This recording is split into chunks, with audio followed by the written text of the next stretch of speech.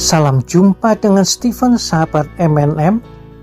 Di kesempatan kali ini kita akan membahas tentang GR. Sebagian besar dari kita tahu bahwa GR adalah singkatan dari gede rasa, yang artinya adalah terlalu percaya diri.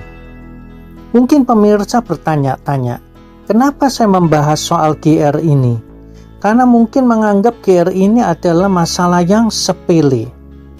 Tetapi tahukah pemirsa, ada orang yang tidak menikah akibat GR. Saya bukan mengada-ngada, karena saya sudah beberapa kali bertemu dengan orang-orang yang seperti itu. Ada seseorang yang berkonsultasi dengan saya karena ingin menikahi seseorang yang sudah lama menaruh perhatian padanya. Dia sudah mengenal orang yang menaruh perhatian padanya itu sudah 13 tahun lamanya.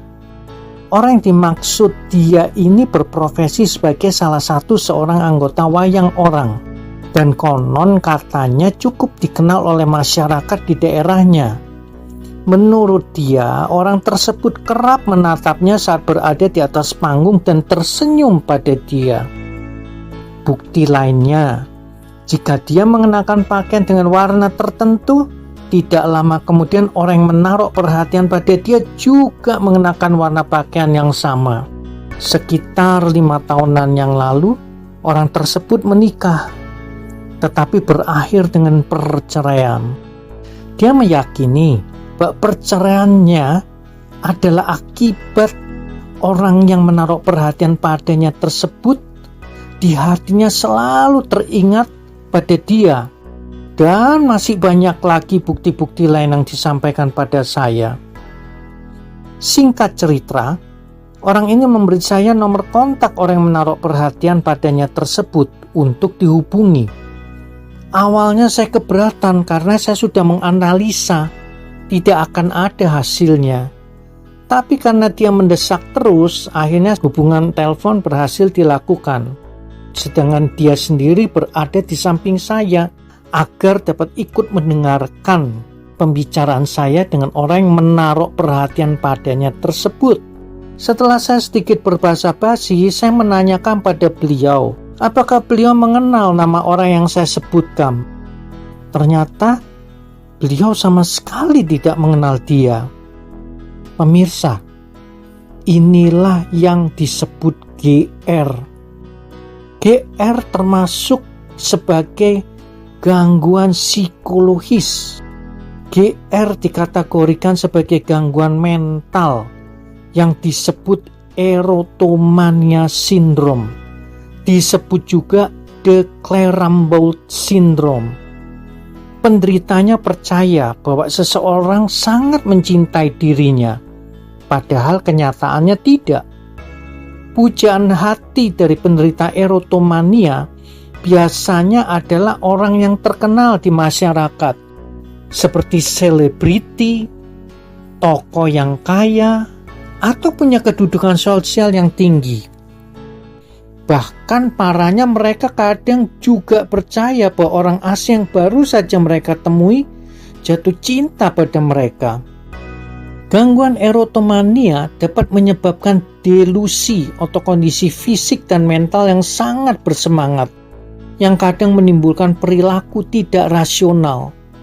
Tidak jarang dapat memunculkan tindakan-tindakan yang agresif sampai pada tindak kekerasan. Penyebab gangguan erotomania tidak diketahui secara pasti. Tanda-tanda seseorang yang dicurigai memiliki erotomania sindrom adalah penderita merasa pujaan hati mencintainya dan berhasrat pada dirinya. Pujaan hati biasanya memiliki status yang lebih tinggi. Contohnya selebriti, atasan di kantor, kakak kelas, atau sosok yang dikagumi banyak orang. Penderita beranggapan sosok pujaan hati yang lebih dahulu jatuh cinta terhadap dirinya. Penderita menganggap si pujaan hati yang lebih dahulu mendekati dirinya.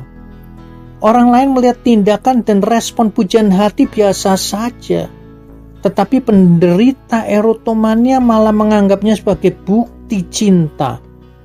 Banyak alasan untuk membenarkan bahwa si pujaan hati memang menyukai dirinya.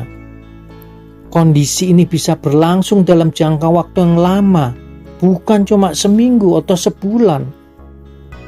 Biasanya penderita akan terus-menerus sibuk mencari informasi lewat berbagai sumber, mengirimi surat, mengirimi hadiah, dan sebagainya.